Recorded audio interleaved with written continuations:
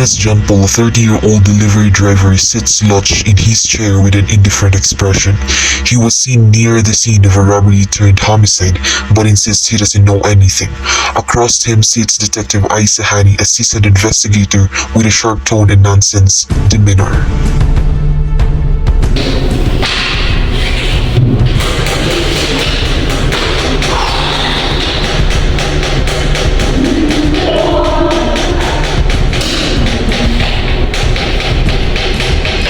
So, John, let's go over this one more time. You were parked across the street from the jewelry store at 9:45 p.m.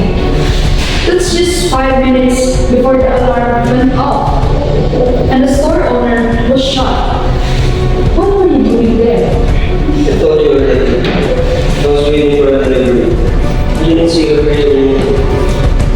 Right. You were parked there, waiting for a delivery, but your dispatcher says your last delivery was completed at 9:30 p.m.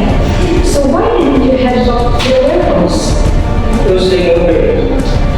Can't I get rest for a moment? Sure, John Paul, you can rest, but not just some guy taking a break, are you?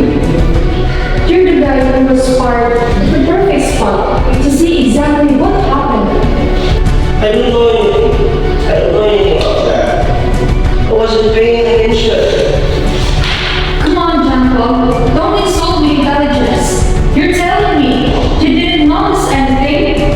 A man running out of the store? A gunshot? A broken window? Not a thing? Yeah. That's what I'm saying. I didn't see anything. I kept my head down. Unbelievable. You know what I think? I think you're scared. You're scared of what happens if you talk. Or maybe you're covering for someone. I'm not covering for anyone. I just don't know anything. John Paul, I'm giving you every chance to be honest here. Every chance to stay on the right side of this. But you're blowing it. You think if you keep saying I don't know, we're just going to give up? Newsflash, we don't. I'd sit here all day if I had to. Look, I didn't see much, okay? Just some guy running, that's all. I didn't want to get involved.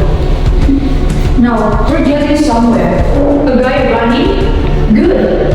What did he look like? I don't know. He was wearing a hoodie. It was dark. You noticed the hoodie. That's good. You're starting to remember. What color was it? Did you see his face? Which way did he run? It was gray. It was gray. I think he ran towards the alley. I didn't see his face. Thank you. That wasn't so hard, was it? Then let me tell you something. John Paul, if I find out you're holding back and someone else gets hurt because you didn't speak up, you'll regret it. So anything else you're not sure about? Okay. Get a bag, a small black bag. That's all I know. I swear. The witness Stephen, the 22-year-old college student, sits slouched in his chair, scrolling through his phone until the investigator walks in. Stephen was at the bar the night the fight broke out, leading to a stabbing in the alley. He showed little interest in cooperating, insisting it's not his problem. But Detective Paul, a personable and observant investigator, takes a different approach. Hey, Stephen. Thanks for taking me the time to talk to us. I know you've got better things to do. So, let's try to make this quick. Yeah, well, I don't know anything, so this shouldn't take long. Is that the new galaxy?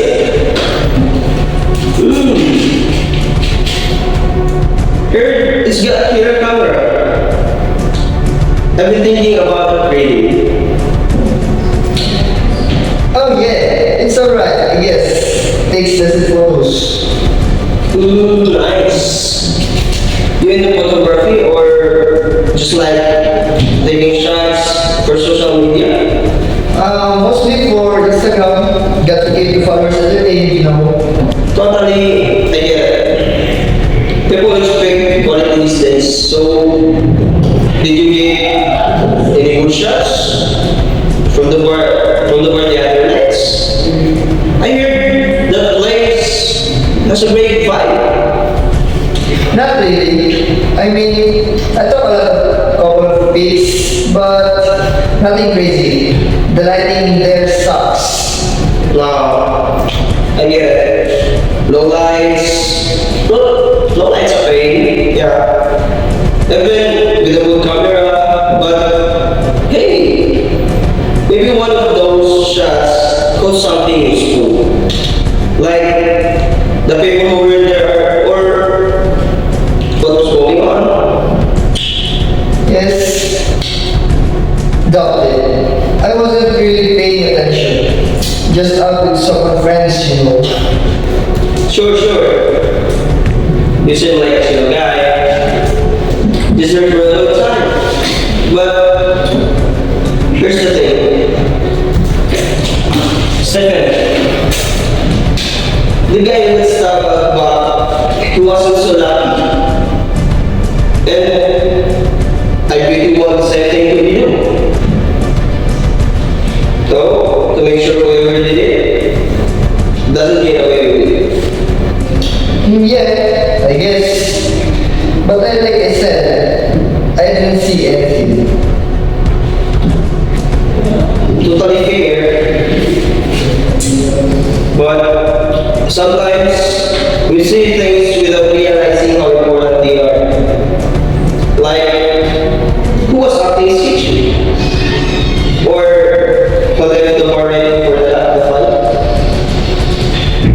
Maybe your Instagram pics could even jump your memory.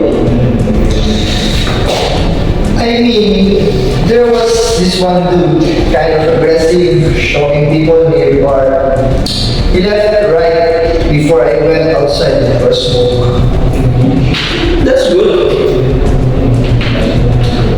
Stephen, did you catch what he looked like or what he was wearing? Yeah. Big guy, shaved head, wearing a leather jacket. I think it had some kind of skull on the back.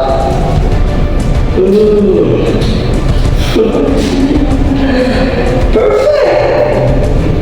That's exactly the guy you made on the house. And your photos? There's even a blurry shot of this guy. That could be good. Would you mind showing me what you got? Yeah, okay. There's one with him at the bar. Not very quality, but you can kind of see him in the background.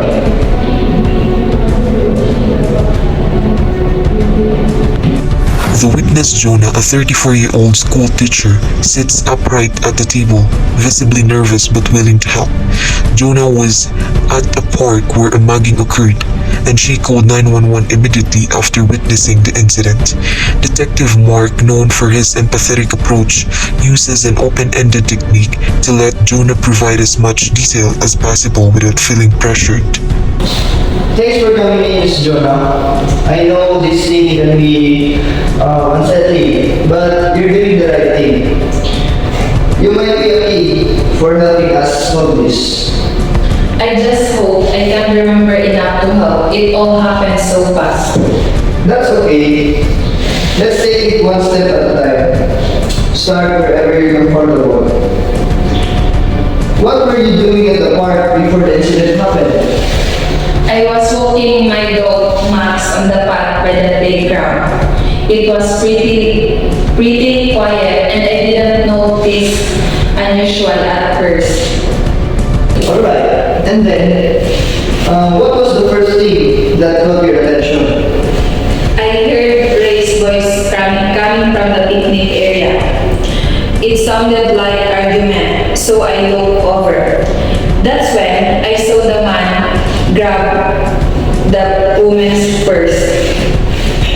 Okay, you're doing great, Miss Jonah.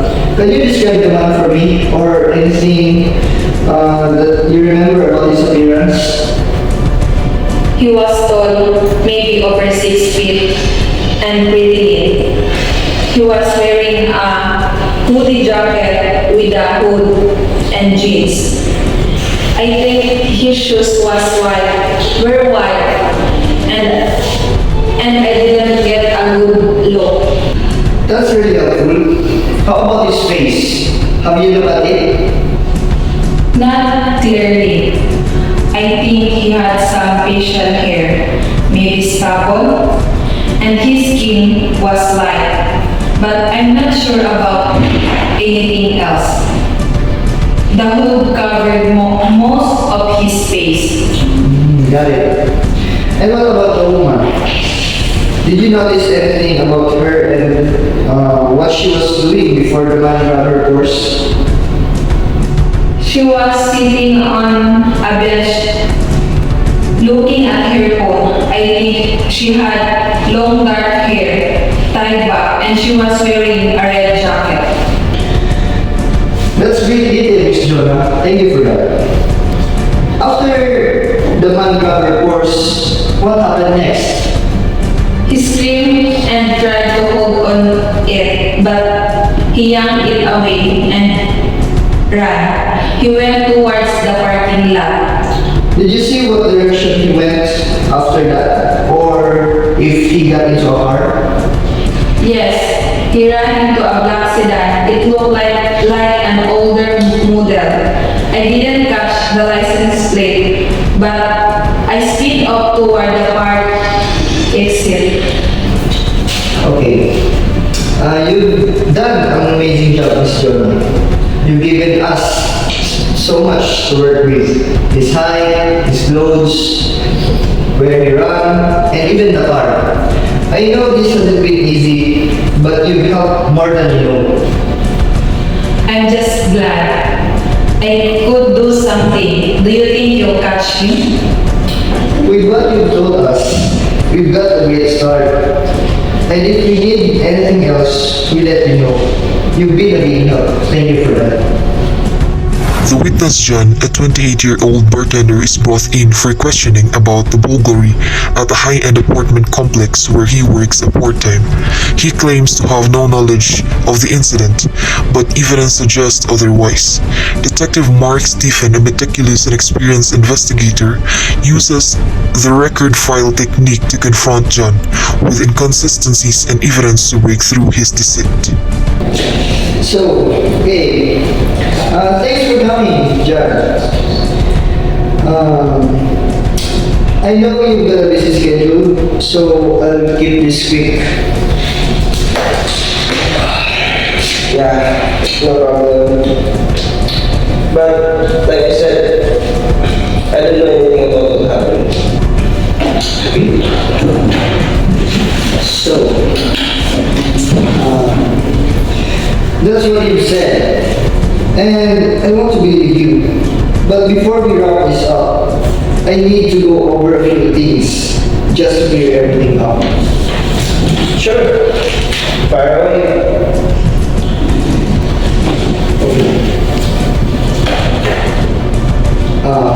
Let's start with your shift the night of the burglary. The complex security log says you clocked up at 10:15 p.m. Is that right? Yeah, that's right. I leave as soon as my shift ended. So, interesting. Because the surveillance footage shows you leaving the building at 11:30 p.m. over an hour later. Can you explain that?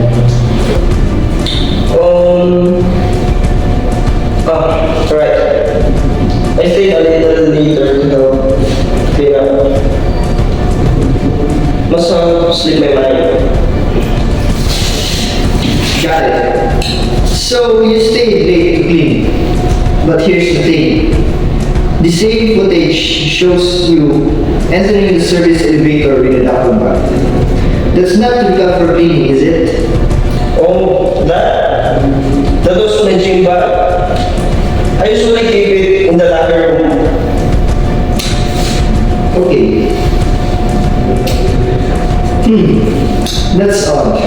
Because the duffel bag we carried out looks a lot like the one we recovered with stolen items from the burglary. Care to explain that coincidence? Look, I don't know how my bag got there. Someone was something, I swear. I didn't steal anything. Let's see.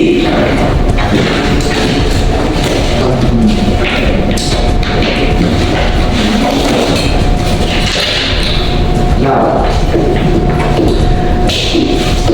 Mr. John, the building maintenance supervisor saw you near the storage room around 11 p.m. That's the same time the alarm system was disabled. Funny timing, don't you think? Wait, are you saying I have the alert? I wouldn't even know how to do that. Really? But maybe not. But your employee's access code was used to disable it. If someone else used your code, you need to tell me who it was. Otherwise, it's all pointing back at you. Okay, fine. I let someone borrow my code. A friend. But I didn't know he was going to steal anything. Now, we're getting somewhere. Who's this friend? The sooner you're honest, the better we can sort this out. A quiet, unthreatening interrogation room. The witness eyes Sahani Collins, a shy, 19-year-old college student, was present at the convenience store when an armed robbery occurred. She's visibly anxious, avoiding eye contact and speaking softly. Detective John Paul Blake, a confident and charismatic investigator, employs the egotist technique, making the conversation about himself to lower her defenses and help her feel at ease. Mr. Nicholas, thanks for coming. I know this kind of thing can scare you, but don't worry, you're in good hands. I've been doing this for over 15 years, and let me tell you, I've cracked after cases than this one. Okay, I'm not sure how much I can help. Trust me, my son Nicholas, I've heard that before. You know, there was this one time, a big case, a tons of witnesses, and a person who thought they had nothing useful to say ended up giving me the key detail that solved everything. Happens all the time. Really? Absolutely. And you know why? Because sometimes people like you notice things that other overlook. You got a good eye. Probably better than most. Me? I've been trained to spot the little things.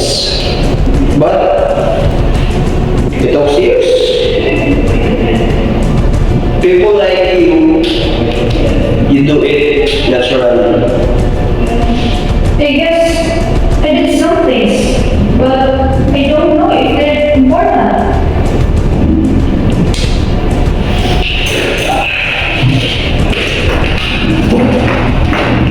That's the beauty of this job, is Annie.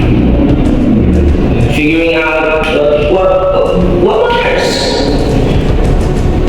Let's start with something simple. What were you doing in the store before anything happened? I was in the aisle looking for something to buy. Then I heard shouting at the register.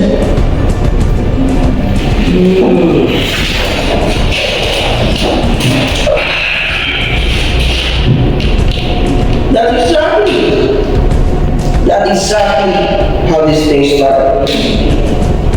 And let me guess, you probably noticed the guy before anyone else realized something was wrong. Am I right?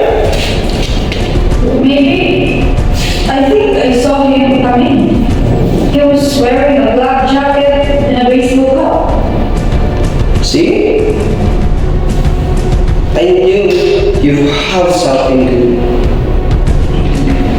Black jacket, baseball cap. That's a start.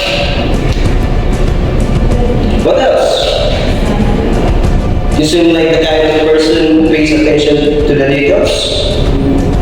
Was there anything else about him that stood out? He was kind of tall and his voice was deep when he yelled at the cashier, and he had a background gray, I think.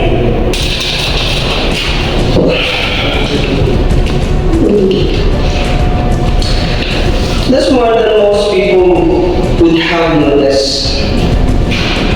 Nice Nicholas. You're sure? I like that. Did you catch what direction he went when he left?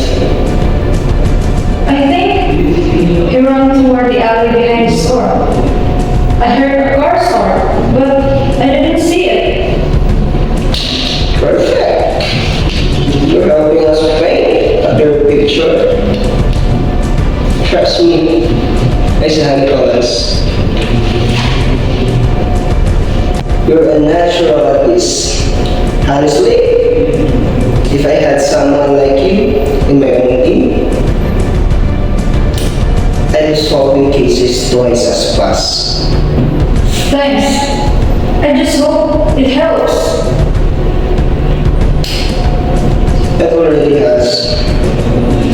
You've done more than you realize. I'm going to follow up on everything you told me. And if you need anything else, I'll let you know. You've been a big help to us as animals. So please help us.